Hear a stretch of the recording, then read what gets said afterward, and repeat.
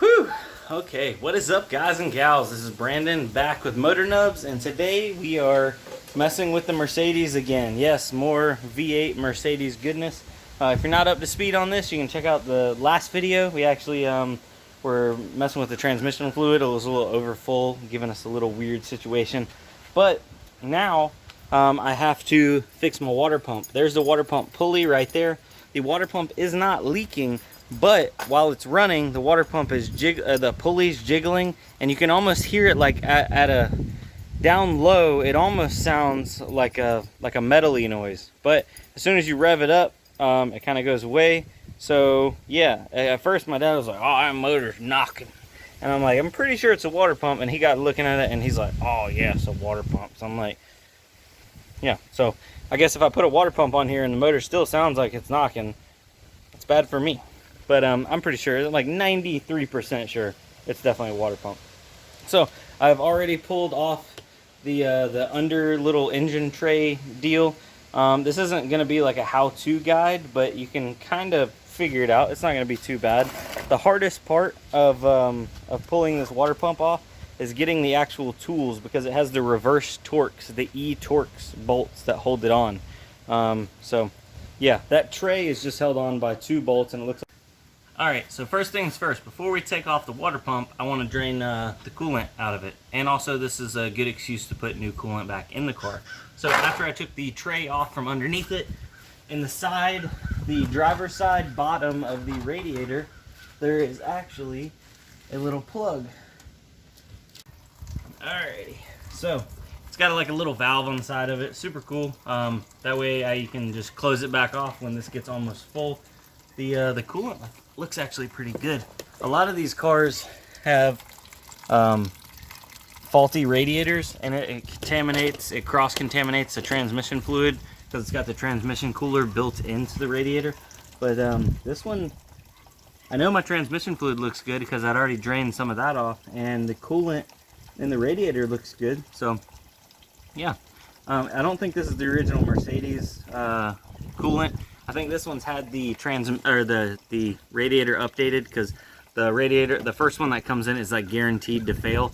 And whenever they did it, it looks like they put green antifreeze back in. I'm pretty sure Mercedes does not use green antifreeze. So I'm gonna let this drain off, and we'll be back in a minute.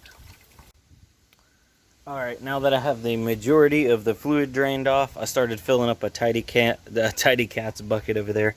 I'm gonna get this the tensioner, and I believe it just pulls towards me.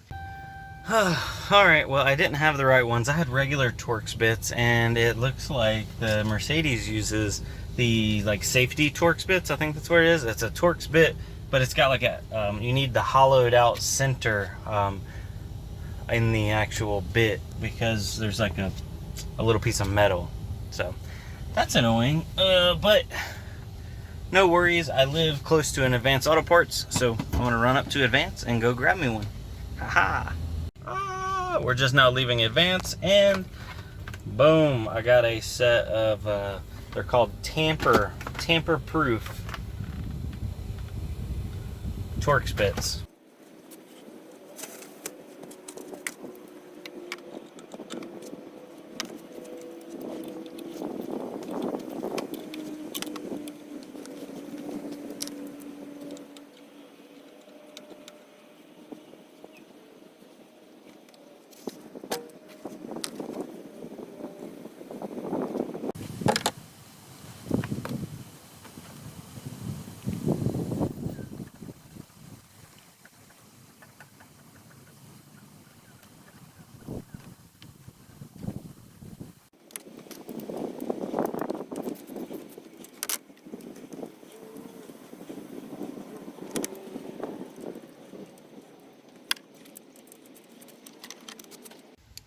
Okay, so now that I got the tensioner off and the belt is off, I'm going to go ahead and start taking out all the bolts that are on the front of the water pump. That's pretty much it. There's not a lot of tricks or anything.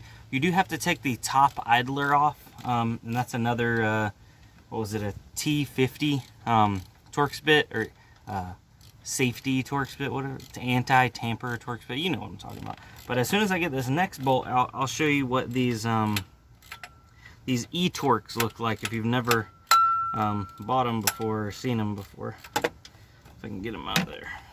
A little bit more. Be right back.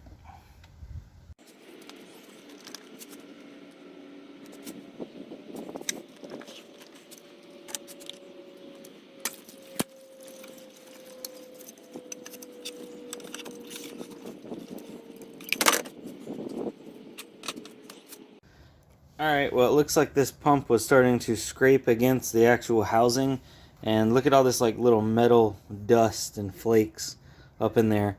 So, and see, it actually even wore like a little groove into the housing. That's how much play it had. So yeah, it was sending little metal particles all through the coolant system. So I guess it's good that I ended up dumping all the coolant and I'm putting all brand new coolant back in. But yeah, can you see that little, like that groove right there? Yeah, that's not supposed to be there. And then all those marks. Yeah. So this new pump should do the trick. The way I'm keeping track of all my bolts, guys, is when I took them out, I put them in this pump right here. And now that I have the other pump out, I'm just going to transfer them over into this one. Does that make sense?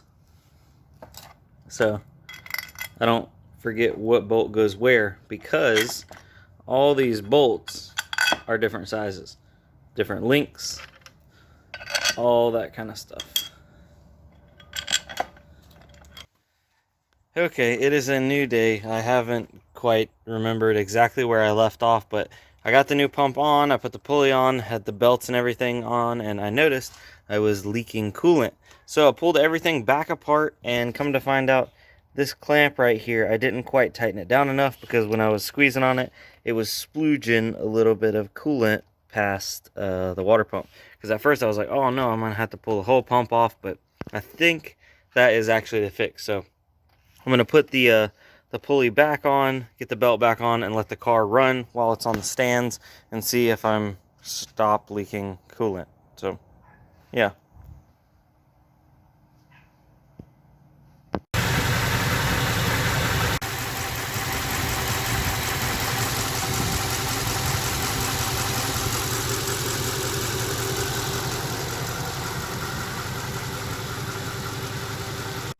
Alright, so while I've been up underneath the car, I've noticed a few things. On the back of the car, you notice it's an E500, means it's a 5.0 V8. Yes, it does indeed have the 5.0 V8, because the 5.0 V8 water pump fit on it. But, check this out, 4MATIC. I thought that means it was a 4-speed automatic. Come to find out, I looked up online, 4MATIC means it's the all-wheel drive system. But I'm like, wait a second, I've done burnouts in this car, and like, the front wheels don't spin. So I crawled up underneath here earlier when I was changing the water pump, and I'm like, this car doesn't have front axles. So yeah, I'll show you all that here in a second. But evidently either somebody has changed out this trunk, or somebody stuck on some 4MATIC emblems. But I don't know, they feel factory and they look factory. But I was looking, and the trunk's like a pretty much a perfect match color-wise. So I don't know, maybe they got one from the junkyard. Just seems like it's not so normal to do a trunk swap on a Mercedes, you know what I mean? But yeah, pulling the VIN on this car, it's not a 4MATIC. It's actually just a regular rear-wheel drive E500. So, I guess I kind of prefer, I'd rather not have a 4MATIC, because then you'd have all the front axles and extra bits and bobs that you don't even need. But yeah, originally I got kind of confused. So yeah, food for thought there. But it looks like the water pump is not leaking anymore. It was just that hose. I drove it around for a couple days like that, and I'm like, I'm losing coolant. I smell coolant. Wait a second, it's on the ground.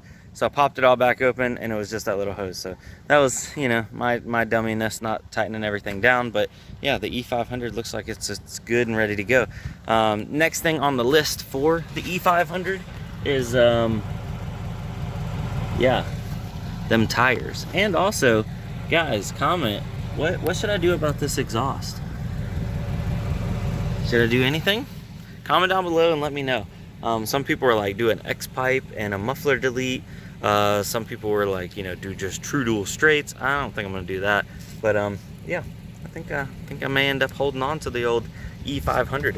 It's an awesome daily, super smooth, super comfortable, and right now I'm super cheap into the car, so best of both worlds. Hopefully it stays that way.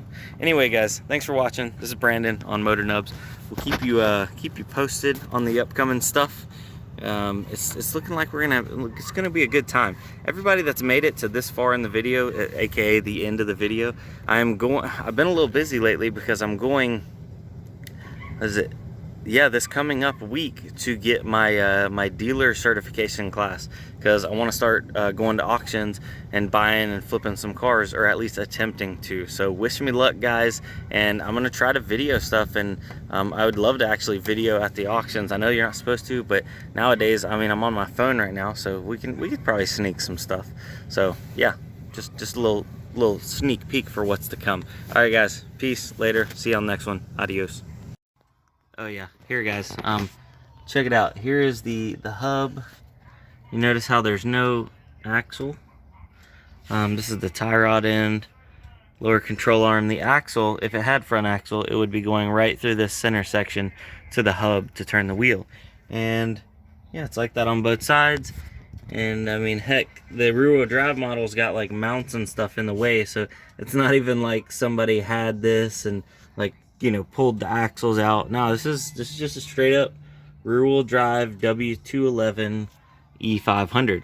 Look at the front tires, man. These front tires are actually in good shape. So yeah, got a little bit of rust up underneath here. I wonder where this car came from. Not too bad though. These lines are definitely showing some age. All right, anyway, I'll quit rambling. Y'all have a good one. See you on the next one. Adios.